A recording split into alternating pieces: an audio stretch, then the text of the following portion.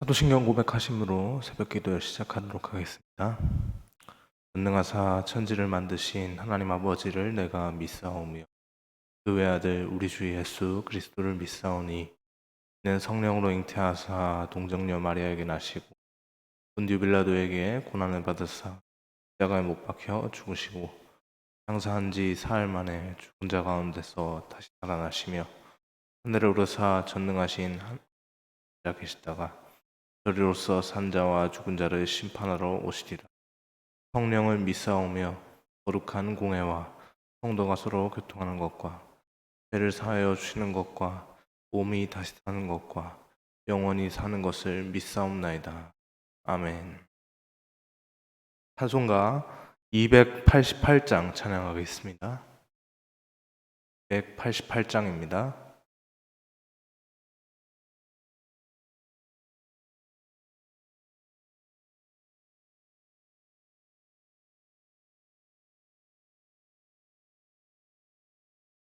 예수를 나의 구주 삼고 성령과 피로써 거듭나니 이 세상에서 내 영혼이 하늘의 영광 누리도다. 이것이 나의 간증이요 이것이 나의 찬송일세. 나 사는 동안 끊임없이 구주를 찬송하리로다. 온전히 주께 맡긴 내 영 사랑의 음성을 듣는 중에 천사들 왕래하는 것과 하늘의 영광 보리로다. 이것이 나의 간증이요 이것이 나의 찬송일세. 나 사는 동안 끊임없이 구주를 찬송하리로다. 주 안에 기쁨 누림으로 마음의 풍랑이 잔잔하니 세상과 나는 간 곳 없고 구속한 주만 보이도다. 이것이 나의 간증이요 이것이 나의 찬송일세. 나 사는 동안 끊임없이 구주를 찬송하리로다.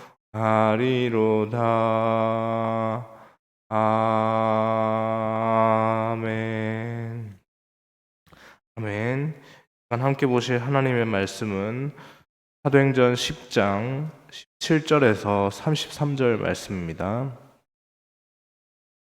사도행전 10장 17절에서 33절까지 말씀 함께 교독하겠습니다.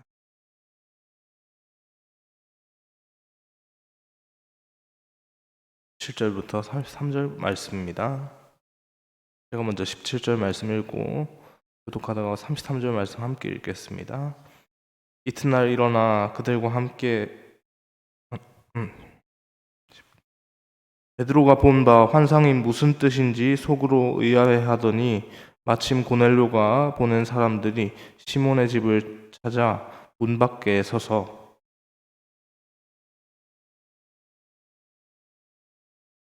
베드로가 그 환상에 대하여 생각할 때 성령께서 그에게 말씀하시되 두 사람이 너를 찾으니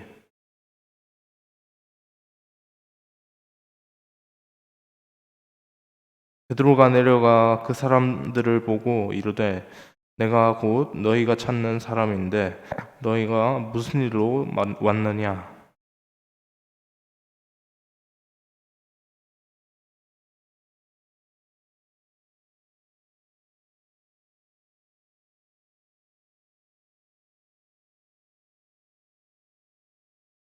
베드로가 불러들여 유숙하게 하니라.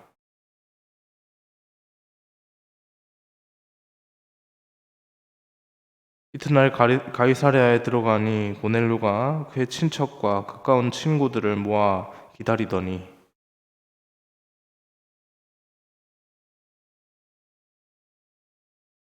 베드로가 일으켜 이르되 일어서라, 나도 사람이라 하고 이르되 유대인으로서 이방인과 교제하며 가까이 하는 것이 위법인 줄은 너희도 알거니와 하나님께서 내게 지시하사 아무도 속되다 하거나 깨끗하지 않다 하지 말라 하시기로.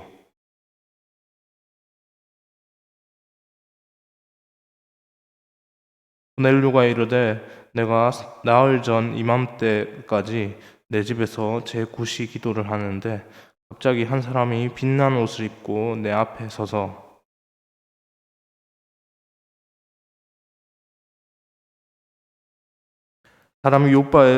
사람을 요바에 보내어 베드로라는 시몬을 청하라. 그가 바닷가 무두장인 시몬의 집에 유숙하느니라 하시기로.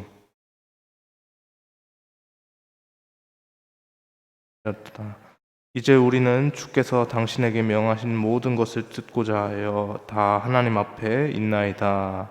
아멘. 어제 본문에서 베드로는 충격적인 환상을 보았습니다. 무슨 환상입니까? 하늘을 보는데 갑자기 어떤 천막으로 이렇게 쫙 이렇게 뭐가 식재료들이 각종 짐승들이 이렇게 들어차 있는 거죠.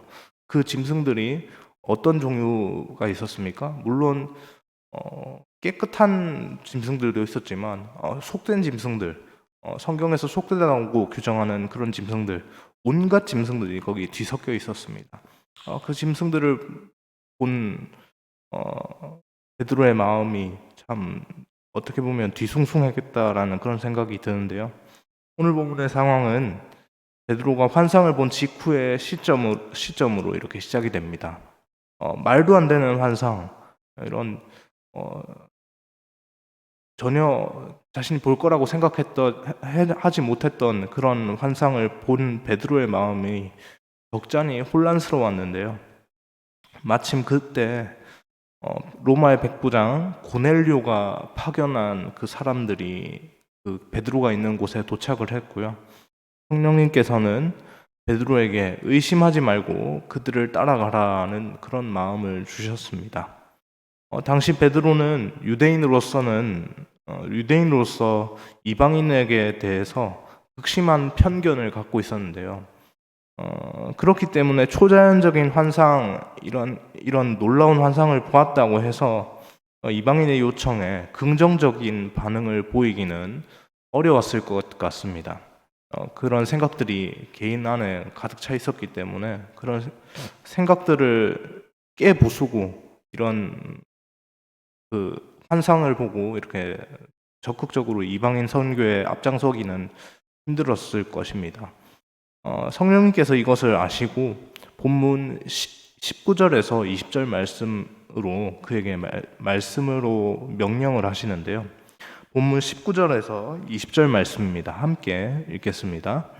베드로가 그 환상에 대하여 생각할 때 성령께서 그에게 말씀하시되 두 사람이 너를 찾으니 일어나 내려가 의심하지 말고 함께 가라. 내가 그들을 보내었느니라 하시니. 아멘. 고넬료에 의해서 파견된 이들은 두 사람입니다. 이 두 사람은 베드로에게 그를 찾아온 이유를 설명을 했습니다. 이유인즉슨 고넬료가 천사를 대면을 하였고 천사는 고넬료에게 그의 집으로 베드로를 초청하여 교제할 것을 지시하였기 때문이죠. 이 사실에 대해서 그 파견된 사람들이 베드로에게 이렇게 말을 합니다. 이 이야기를 들은 베드로의 마음은 어땠을까요? 그는 자신이 보았던 환상과 고넬료가 겪은 일, 그리고 성령님께서 자신을 향해서 이렇게 그곳으로 가라라고 직접적으로 이렇게 지시하시는 것을 이렇게 종합적으로 생각을 해보았는데요. 그것을 종합했을 때 결론은 고넬료를 만나는 것이 하나님의 뜻이고, 또 하나님께서 고넬료를 만나게 하시기 위해 섭리하셨다라는 것이었습니다. 베드로는 이 사실을 확신을 했죠. 그래서 고넬료의 초청에 응하기로 합니다. 드디어 고넬료와 베드로의 만남이 성사가 되었습니다. 친척과 친구들까지 모아놓고 베드로를 기다리고 있던 고넬료였는데요. 그는 베드로가 자신의 집에 들어오자마자 그의 발 앞에 엎드려서 절하는 것으로 이렇게 극진하게 맞이하는 모습을 보입니다. 여러분, 고넬료의 사회적 신분이 무엇입니까? 로마 군대 백부장입니다. 물론 백부장 위에 천부장, 그 위에 그 천부장 을 비롯해서 수많은 고위 로마의 관리들, 그리고 로마의 황제 이런 아주 그 위에 수많은 계급이 있었을 겁니다. 더 높은 계급이 존재한 것은 분명하지만 당시 상황으로 봤을 때 적어도 베드로보다는 로마의 백부장인 이 고넬료라는 사람이 사회적으로 더 높은 신분의 위치였다라는 것은 분명합니다. 이런 사람이 어찌 한낱 유대인 어부에 불과한 베드로에게 엎드려서 절하는 것으로 그렇게 맞이하며 인사를 한단 말입니까? 이것은 분명히 사회적으로 충격적인 일이었습니다. 왜냐하면 그 당시는 계급 사회였기 때문이죠. 충격인 일입니다. 이렇게 상황에 대해서 머리로 짐작하고 머리로 이해하고 그때 충격적이지 않았을까라고 그렇게 우리가 짐작하는 것 이상으로 그 당시 사회에서는 그 상황에서 이 광경을 목도하는 이 모든 이들의 마음은 엄청난 충격이었겠죠. 당시의 문화권에 있었기 때문에요. 그러나 이 고넬료는 이것이 충격적인 일이 전혀 아닌 듯이 아주 당연하다는 듯이 그렇게 반응을 합니다. 그의 생각에, 그 고넬료의 생각에 하나님께서 자신에게 베드로를 만나 교제할 수 있도록 이렇게 하나님께서 복을 주셨다라는 그런 생각들이 가득했던 것이죠.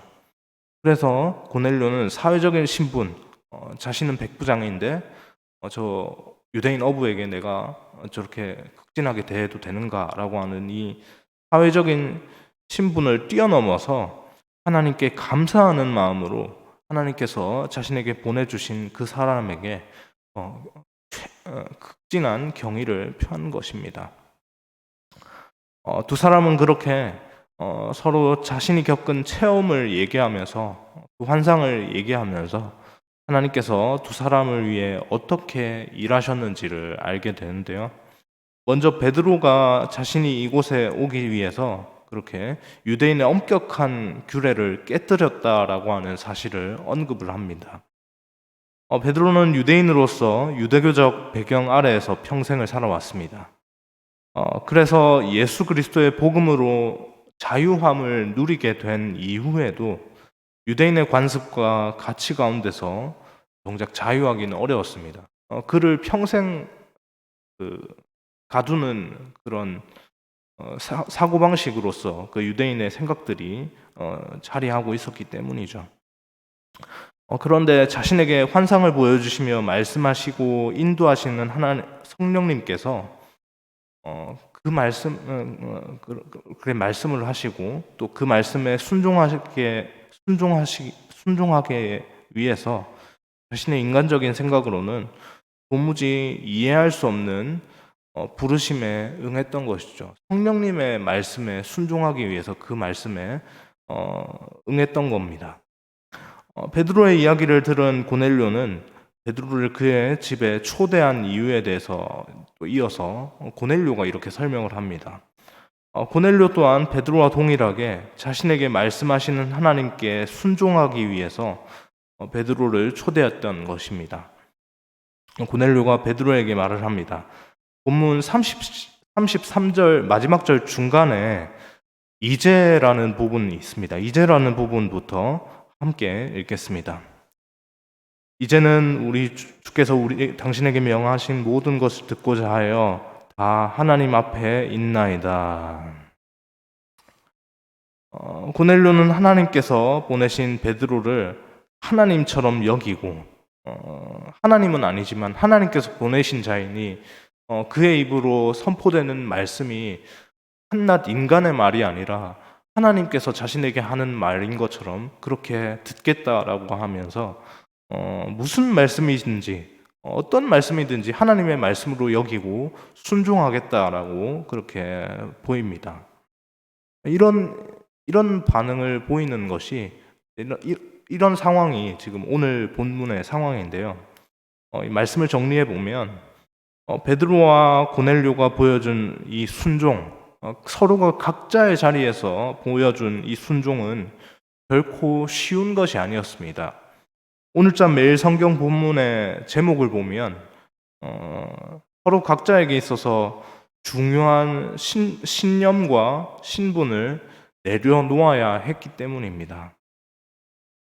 베드로에게는 근본 유대인으로서 이방인을 배척하는 전통적인 유대인의 신념이 있었습니다. 또 반면에 고넬료에게는 무엇이 있었습니까? 로마의 백부장이라고 하는 그러한 사회적인 신분을 내려놓아야 했던 것이죠. 두 사람이 만나기 위해서는 서로가 자신에게 주어진 신념과 신분, 이 각자에게 주어진 이것을 내려놓아야 했었습니다. 결코 쉽지 않은 과정이죠. 그 당시의 상황을 고려했어도 그렇고 지금 우리의 생각으로도 그것이 결코 쉬운 일이 아니다라는 생각이 분명히 듭니다. 그런데 그 가운데 누가 계셨습니까? 그런 쉽지 않은 일 가운데 누가 계셨습니까? 성령 하나님께서 일을 행하셨죠. 베드로와 고넬료에게 말씀하시고 그들을 인도하셨습니다. 그리고 성령 하나님의 강권적인 역사하심을 바라본 두 사람은 과감히 각자에게 주어진 그 서로의 그 신념과 신분 이것을 과감하게 내려놓고 말씀에 순종을 했죠. 그렇게 성령님께서 주도하신 만남이 성사가 된 겁니다. 그 순종의 결과로 그런 일들이 벌어지게 되었죠. 그 순종이 어떤 결과를 가져왔을까요, 여러분? 고넬료의 집안에 하나님의 구원의 역사가 임하게 되었고요. 뿐만 아니라 고넬료의 집이 그렇게 예수 그리스도를 영접하는 이것을 통해서 이방인 선교의 초석이 다져지는 그런 일이 일어납니다. 여러분, 우리가 계속해서 교회에서 이렇게 한 영혼을 구원하기 위해서 이렇게 새신자를 작정하고 이렇게 해서 지금 기도하며 나아가는 중에 있습니다. 이런 우리의 마음을 주장하시는 분이 누구실까요? 하나님이시죠. 성령 하나님입니다. 성령 하나님께서 우리를 그들 가운데 우리가 그렇게 작정한 그들 가운데 우리를 보내셔서 당신의 복음의 통로로 사용을 하십니다. 그 복음의 통로된 우리는 하나님께 어떻게 반응을 해야 합니까? 오늘 본문에 베드로와 같이 또 그 말씀을 온전히 받은 고넬료와 같이 순종할 수 있기를 소망합니다. 우리 가운데 큰 일을 행하시는 하나님의 말씀에 순종함으로 하나님께서 행하시는 큰 일에 쓰임받는 기쁨을 온전히 받아 누리는 우리 모두가 되기를 소망합니다. 기도하겠습니다. 사랑해 주님, 감사합니다. 하나님, 오늘 베드로와 고넬료에게 각각 임하셔서 그들이 가진 그 신념과 신분을 내버리고 온전히 하나님의 말씀에 순종해서 그들이 만나는 것을 하나님 우리가 보았습니다. 하나님 우리에게 또한 그러한 순종의 모습이 있게 하여 주옵소서. 하나님 말씀 앞에 우리의 마음 가운데 더 중요한 것을 내세우면서 하나님의 말씀이 우리에게 분명히 임하셨음에도 불구하고 하나님 저에게는 여전히 이것이 더 소중한데요라고 그렇게 버티기보다 말씀 앞에 온전히 우리 자신을 내려놓고 하나님의 성령의 말씀이 인도하시는 대로 우리의 마음을 하나님께서 쓰시고자 하시는 대로 기꺼이 내어드릴 수 있는 그러한 성령님의 인도되는 그런 인생으로 살아가는 우리의 모습이 되게 인도하여 주옵소서. 그것을 통해서 온전히 하나님께서만 기뻐하실 수 있는 그 인생이 되게 인도하여 주옵소서. 감사합니다. 이 모든 말씀 살아계신 예수님의 이름으로 기도합니다. 아멘.